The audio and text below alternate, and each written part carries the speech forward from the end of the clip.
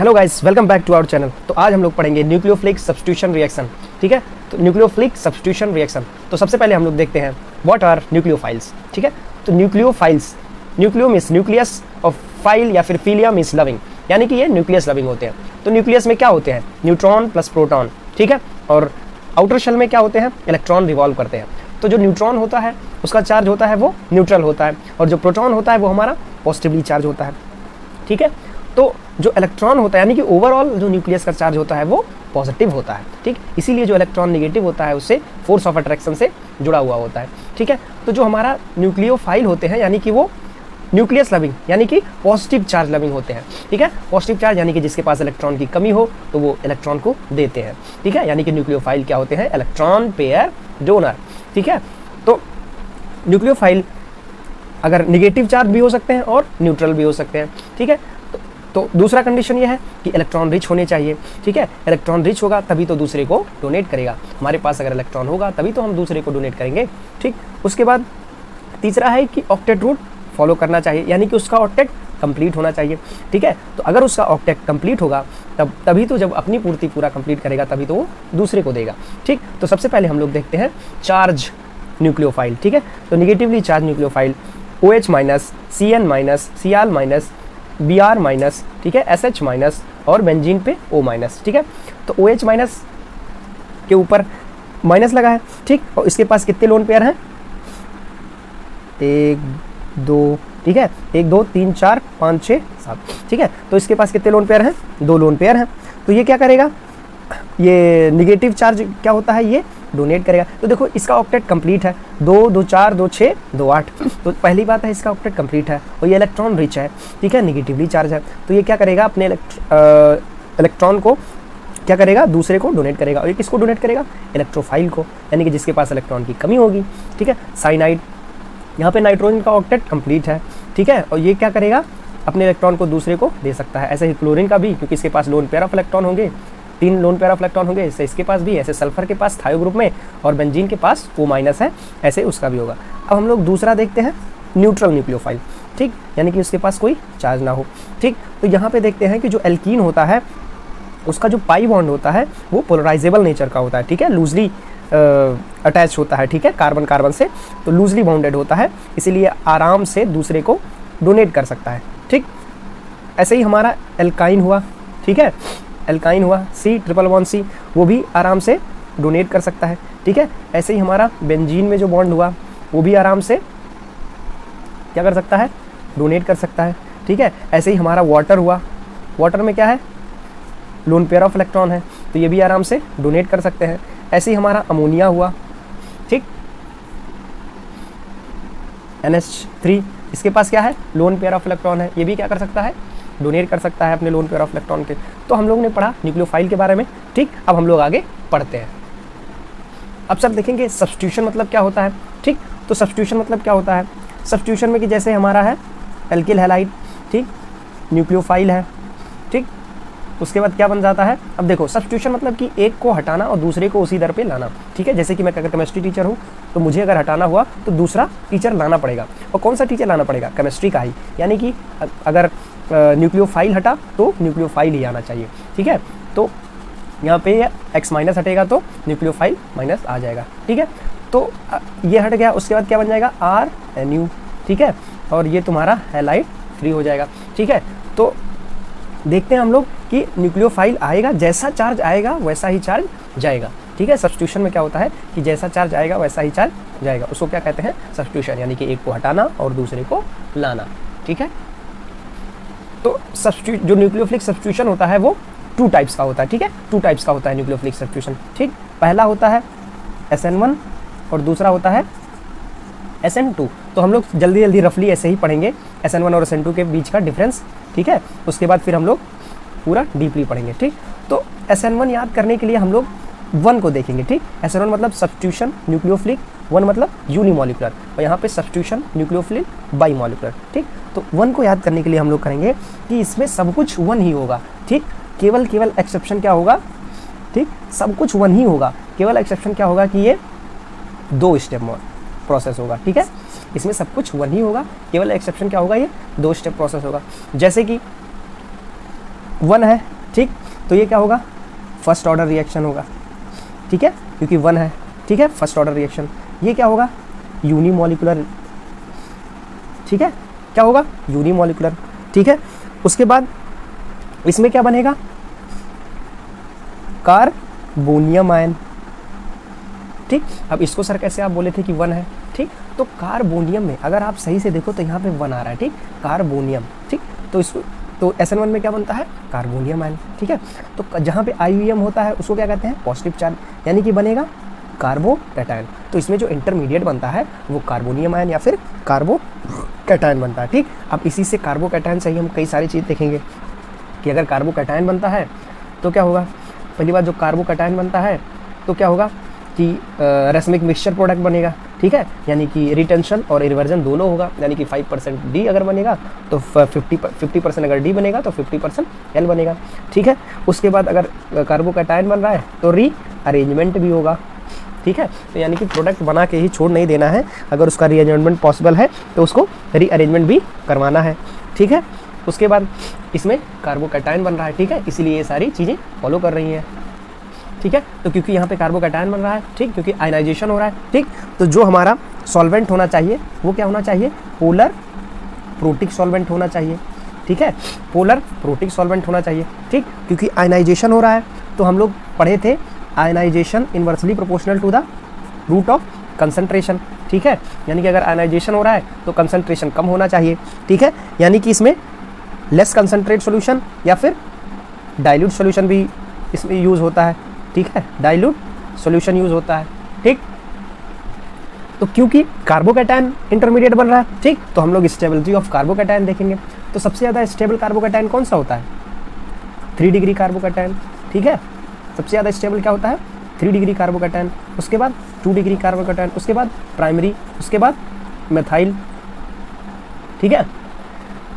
तो देखो सबसे ज़्यादा 1 डिग्री, 3 डिग्री, फिर 2 डिग्री और प्राइमरी, ठीक, क्यों, क्योंकि ये प्लस इफेक्ट देके क्या करेंगे, इलेक्ट्रॉन को कार्बन की तरफ लाएंगे, ठीक। अगर इलेक्ट्रॉन कार्बन की तरफ आएगा तो इसका पॉजिटिव चार्ज क्या हो जाएगा, कम हो जाएगा, और हर कोई चाहता है कि हमारे पास बोझ कम हो, तो इसका जो ये पॉजिटिव चार्ज का बोझ है वो कम हो जाएगा। अगर पॉजिटिव चार्ज का बोझ कम हो गया तो इसकी स्टेबिलिटी सबसे ज़्यादा होगी। यहाँ पे केवल 2 ही लोग देंगे तो बोझ थोड़ा सा कम होगा, यहाँ पे और थोड़ा सा कम होगा, इसमें सबसे कम होगा, ठीक है। तो सबसे ज़्यादा स्टेबल क्या होगा, 3 डिग्री कार्बोकैटायन, ठीक।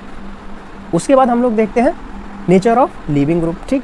तो देखो सबसे पहले HI, उसके बाद HBr, ठीक है, मतलब RI, RBr और है हमारा RCl और RF, ठीक। तो हम लोग देखेंगे नेचर ऑफ लीविंग ग्रुप। तो ये कैसे, सबसे ज़्यादा इसमें कार्बन और आयोडीन में कौन सा इलेक्ट्रोनेगेटिव है, सारे हाइड्रोजन ही इलेक्ट्रोनेगेटिव है, तो इलेक्ट्रॉन किधर आएगा, आयोडीन की तरफ, यानी कि ये I माइनस हो जाएगा, ये Br माइनस, ये Cl माइनस और ये F माइनस, ठीक है। तो अगर यहाँ पे H होता तो सबसे स्ट्रॉन्ग एसिड कौन सा होता, यहाँ पे मान लो HI है, ठीक, यहाँ पे सब H कर दो तो सबसे स्ट्रॉन्ग एसिड कौन सा होता, HI, क्योंकि ये आसानी, इसका बॉन्ड सबसे ज़्यादा, बॉन्ड लेंथ सबसे ज़्यादा बड़ा है और ये आसानी से H+ को डोनेट कर देता है, इसलिए ये स्ट्रॉन्ग एसिड होता। तो स्ट्रॉन्ग एसिड का बेस, जो कंजुगेट बेस होता है वो क्या होता है, वीक होता है, ठीक है, यानी कि ये आयोडीन वीक बेस है। तो हम लोग पढ़े थे, एक रूल पढ़े थे कि जो वीक बेस होते हैं ये क्या होते हैं, गुड लीविंग ग्रुप, ठीक है। हम लोग क्या पढ़े थे, weak base are good leaving group, ठीक है, यानी कि सबसे आसानी से कौन छोड़ देगा, आयोडीन, उसके बाद ब्रोमाइड, ठीक है, उसके बाद क्लोराइड, उसके बाद फ्लोराइड, ठीक है। तो सबसे ज़्यादा रिएक्टिविटी देखेंगे तो सबसे ज़्यादा किसका होगा, आयोडाइड का, ठीक है, ऑर्डर ऑफ रिएक्टिविटी सबसे ज़्यादा आयोडाइड का होगा, ठीक। तो हम लोग देखे थे SN1 कितने स्टेप का होता है, 1 है, तो एक्सेप्शन यही था, कितने स्टेप का होता है, 2 स्टेप का होता है। तो जो हमारा फर्स्ट स्टेप है, ठीक, उसमें क्या होता है, एल्किल हैलाइड क्या होता है, पोलर प्रोटिक सॉल्वेंट की प्रेजेंस में क्या होता है, कार्बोकैटायन बन जाता है, ठीक, ये कार्बोकैटायन बनता है और हैलाइड छोड़ देता है, ठीक है। तो कार्बोकैटायन, और ये जो प्रोसेस होता है, ये फर्स्ट वाला प्रोसेस होता है, वो स्लो प्रोसेस होता है, ठीक। क्यों स्लो प्रोसेस होता है, क्योंकि ये मॉलिक्यूलर रिएक्शन है, ठीक है, मॉलिक्यूलर रिएक्शन है, ठीक, इसीलिए होता है स्लो प्रोसेस। उसके बाद क्या हो गया, दूसरे स्टेप में क्या होगा, दूसरे स्टेप में क्या होगा कि ये तुम्हारा कार्बोकैटायन है, ठीक। अब कार्बोकैटायन पे क्या अटैक करेगा, न्यूक्लियोफाइल, ठीक। तो ये भी आयन, ये भी आयन, तो ये कौन सा स्टेप हो जाएगा, आयनिक स्टेप। इसलिए वो कैसे होगा, फास्ट होगा, ठीक है। तो जो सेकंड स्टेप होगा वो फास्ट होगा और जो फर्स्ट स्टेप होगा वो स्लोस्ट होगा, क्योंकि वो मॉलिकुलर रिएक्शन होता है, ठीक है, मॉलिकुलर रिएक्शन होता है और ये आयनिक रिएक्शन होता है, ठीक। तो रेट जो हमारा होता है वो किस पे डिपेंड करता है, स्लो स्टेप पे, ठीक। तो रेट में क्या है, केवल फर्स्ट स्टेप है, यानी कि रेट फर्स्ट स्टेप है, क्योंकि स्लो स्टेप है तो फर्स्ट स्टेप पे डिपेंड करेगा। तो रेट में केवल क्या है, केवल सबस्ट्रेट है, ठीक है, यानी कि अल्किल हैलाइड सबस्ट्रेट, ठीक। तो हम देखेंगे स्ट्रेंथ ऑफ न्यूक्लियोफाइल क्या होता है। तो जो न्यूक्लियोफाइल का स्ट्रेंथ होता है SN1 में वो जनरली वीक होता है, ठीक है। उसका जो नेचर होता है न्यूक्लियोफाइल का वो वीक होता है, ठीक, क्योंकि जो लेस बेसिक होते हैं वो क्या करते हैं, एलिमिनेशन को फेवर नहीं करते, ठीक है। अगर ज़्यादा स्ट्रॉन्ग न्यूक्लियोफाइल होगा तो वो एलिमिनेशन को फेवर कर लेगा, ठीक है। इसीलिए जो न्यूक्लियोफाइल हम लोग लेते हैं SN1 में वो क्या होगा, वीक होगा, ठीक। तो नेचर ऑफ सॉल्वेंट कौन सा होगा, पोलर प्रोटिक सॉल्वेंट होगा, ठीक है। तो पोलर प्रोटिक सॉल्वेंट भाई कौन से होते हैं, यानी कि वो पोलर भी होते हैं और प्रोटिक यानी कि प्रोटॉन देते हैं, ठीक है। जैसे कि क्या हुआ, पानी हो गया हमारा, ठीक, एसिड हो गया, ठीक, अल्कोहल हो गया, ठीक है, एसिड, अल्कोहल, वाटर, ठीक है, एमाइड हो गया, ठीक है, H2SO4 हो गया, H2SO4 तो एसिड ही है, ठीक। उसके बाद सारे कार्बोक्सिलिक एसिड हो गया, ठीक। जो क्या करते हैं, जनरली याद कर लो कि जो हाइड्रोजन बॉन्डिंग बना लेते हैं वो पोलर प्रोटिक सॉल्वेंट होंगे, ठीक, ठीक है। और क्योंकि कार्बोकैटायन इंटरमीडिएट बन रहा है, ठीक है, क्या बन रहा है, कार्बोकैटायन इंटरमीडिएट बन रहा है, तो इसमें क्या होगा, ठीक, कार्बोकैटायन के कितने बॉन्ड है, 3 बॉन्ड, ठीक। तो देखो जो हमारा न्यूक्लियोफाइल है ये ऊपर से भी आ सकता है और नीचे से भी आ सकता है, यानी आगे से भी आ सकता है और पीछे से भी, ठीक। इसीलिए क्या होगा, 50% डी फॉर्म होगा और 50% एल फॉर्म होगा, ठीक। 50% डेक्स्ट्रोरोटेटरी और 50% लीवोरोटेटरी। इसलिए जो हमारा प्रोडक्ट होगा, ओवरऑल जो हमारा प्रोडक्ट होगा वो ऑप्टिकली इनएक्टिव होगा, ठीक है, क्योंकि दोनों कैंसिल कर देंगे, ठीक। तो अब देखो अगर सीधे से आया, मान लो ये है तुम्हारा RX इधर है, ठीक। अगर न्यूक्लियोफाइल सीधे से आया, सामने से आया, तो ये तो हो जाएगा ऐसे ही प्रोडक्ट बन जाएगा R न्यूक्लियोफाइल, यानी कि जैसा है वैसे ही रिटेन हुआ, तो इसको कहते हैं रिटेंशन, ठीक। लेकिन अगर हमारा न्यूक्लियोफाइल पीछे से आया, ठीक, ये है RX और न्यूक्लियोफाइल इधर से आ रहा है, तो ये क्या हो जाएगा, छाता तुम्हारा इधर से है, अब इधर से पलट जाएगा, तो ये क्या हो जाएगा, यहाँ पे इनवर्जन, ठीक है, इनवर्जन हो जाएगा, ठीक। जैसे कि 3 डिग्री अगर करोगे तो बहुत आसानी से समझ सकते हो, 1 मिनट रुको, 3 डिग्री को बहुत आसानी से समझ सकते हो, बता रहे हैं। जैसे ये है, जैसे कि ये है, ठीक, तुम्हारा CH3 है, CH3 है, CH3 है, ठीक। अगर पीछे से आया न्यूक्लियोफाइल, इधर से आया, तो क्या होगा, ये तुम्हारा है, ये ऐसे पलट जाएगा, ठीक। तो CH3 इधर हो जाएगा, CH3 इधर हो जाएगा, CH3 इधर हो जाएगा और न्यूक्लियोफाइल आके पीछे जुड़ जाएगा, ठीक। तो इसको कहते हैं इन्वर्ट हो जाना, इनवर्जन, ठीक है, इन्वर्जन होता है, ठीक है, इन्वर्ट हो जाना। जैसे कि ये तुम्हारा छाता है, ये तुम्हारी हैंडल है, अगर इधर हवा इधर से आई तो ये तुम्हारा छाता पलट के इधर से हो गया, तो क्या हो जाएगा, इन्वर्जन हो गया, ठीक। तो जो तुम्हारा SN1 होता है उसमें रेसमिक मिक्सचर बनता है, ठीक है, और जो वो प्रोडक्ट होता है वो ऑप्टिकली इनएक्टिव होता है, ठीक, ठीक है। तो हाँ, एक चीज़ याद रखना कि ये जो रेसमिक मिक्सचर बनता है ये तभी बनेगा, ठीक, जब हमारा जो कार्बन होगा वो कायरल होगा। कायरल यानी कि जो चारों बॉन्ड होंगे, ठीक है, कार्बन के चारों वैलेंसी होगी वो डिफरेंट ग्रुप से जुड़ा होगा, ठीक है। जब कायरल होगा तभी ये फॉलो करेगा, ठीक। 50% इन्वर्जन, 50% रिटेंशन, यानी कि रेसमिक मिक्सचर, ठीक है। तो कार्बन को कायरल देख लेना कि ये कायरल है या फिर नहीं है, ठीक। सिमिलरली हम लोग SN2 को देखते हैं, ठीक। SN2 में क्या होता है, वही एक्सेप्शन, सब कुछ इसमें 2 होता है, लेकिन स्टेप कितने होते हैं, 1 स्टेप, यानी कि सिंगल स्टेप होता है, ठीक है, एक ही स्टेप में होता है। जैसे कि ये तुम्हारा RX है, ठीक, तो उसी में क्या होगा कि न्यूक्लियोफाइल आएगा। अब देखो इधर से हैलाइड है तो इधर से तो आ नहीं पाएगा, तो न्यूक्लियोफाइल क्या आता है, पीछे से आता है हमेशा, ठीक है। न्यूक्लियोफाइल पीछे से आएगा तो क्या करेगा, 100% इन्वर्जन करा देगा, ठीक। न्यूक्लियोफाइल इधर से जुड़ जाएगा, तो ये तुम्हारा कार्बन, सो कार्बन ले लो, तो ये तुम्हारा कार्बन ऐसे हो जाएगा, ठीक। यानी कि यहाँ पे 100% क्या होता है, इन्वर्जन, ठीक है। और जब 100% इन्वर्जन होता है तो ये कंपाउंड जो बनता है, अगर कायरल कार्बन है तो ये क्या है, ऑप्टिकली एक्टिव कंपाउंड बनेगा, ठीक है, ऑप्टिकली एक्टिव कंपाउंड बनेगा, ठीक। अब ये फर्स्ट ऑर्डर था, ये कौन सा ऑर्डर होगा, सेकेंड ऑर्डर, ठीक है। ये यूनिमॉलिकुलर था, ये क्या होगा, बाई मॉलिकुलर, ठीक। बाई मॉलिकुलर कैसे होगा, क्योंकि देखो ये क्या है, एक ही स्टेप है, स्लो है, यही क्या होगा, रेट डिटरमाइनिंग स्टेप होगा, ठीक। रेट डिटरमाइनिंग स्टेप क्यों होगा, क्योंकि अब रेट डिटरमाइनिंग स्टेप होगा, ठीक। अब रेट डिटरमाइनिंग, क्योंकि ये स्लो स्टेप है इसलिए रेट डिटरमाइनिंग होगा। अब रेट डिटरमाइनिंग स्टेप है तो देखो एक ही स्टेप में क्या है, जो तुम्हारा रेट होगा वो किस पे डिपेंड होगा, एक तो सबस्ट्रेट पे, सबस्ट्रेट जो तुम्हारा अल्किल हैलाइड है, और दूसरा न्यूक्लियोफाइल पे, ठीक है। तो रेट में क्या क्या होगा, सबस्ट्रेट और न्यूक्लियोफाइल दोनों होगा, तो एक इसका एक इसका, इसीलिए क्या होगा, सेकेंड ऑर्डर रिएक्शन होगा, और इसमें 2 मॉलिक्यूल है इसलिए क्या होगा, बाई मॉलिक्यूलर, ठीक है। कार्बोकैटायन तो कोई बनेगा नहीं, ठीक, इसलिए रीअरेंजमेंट नहीं होगा, रेशमी मिक्सचर नहीं बनेगा। और इसमें जो सॉल्वेंट होता है वो क्या यूज़ होता है, पोलर एप्रोटिक सॉल्वेंट, ठीक है। कौन सा सॉल्वेंट होता है, पोलर एप्रोटिक सॉल्वेंट, ठीक। तो इसमें पोलर एप्रोटिक सॉल्वेंट क्यों यूज़ होगा, क्योंकि यहाँ पे कोई आयनाइजेशन हो नहीं रहा है, इसलिए हम लोग क्या करेंगे, पोलर, लेकिन सॉल्वेंट पोलर होना चाहिए, ठीक। जैसे कि तुम्हारा कीटोन हुआ, ठीक है, ये क्या हो गया, पोलर है लेकिन एप्रोटिक है, यानी कि ये H+ नहीं देगा, ठीक है। जैसे कि DMF हो गया, ठीक, DMF मतलब डाईमेथिल फॉर्मामाइड, उसके बाद DMSO हो गया, डाईमेथिल सल्फॉक्साइड हो गया, ये सब क्या है, पोलर है, यानी कि देखो पोलैरिटी है, माइनस प्लस पोलैरिटी है, लेकिन ये प्रोटिक नहीं है, यानी कि प्रोटॉन डोनर नहीं है, ठीक है, इसलिए क्या होंगे, पोलर एप्रोटिक सॉल्वेंट, ठीक। अब हम लोग देखते हैं इधर, ठीक। तो इसमें जो सबसे ज़्यादा रिएक्टिविटी होगी वो किसकी होगी, इसका बिल्कुल अपोजिट होगा, ठीक। क्योंकि यहाँ पे देखो,